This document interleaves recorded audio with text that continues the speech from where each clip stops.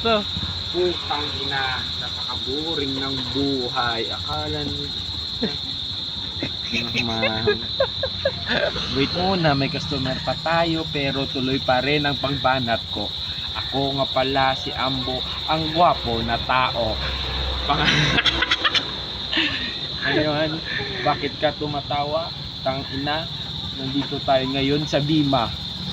Ano, bili na kayo sa amin ng panga. Oh, si Grill lang, si Titing.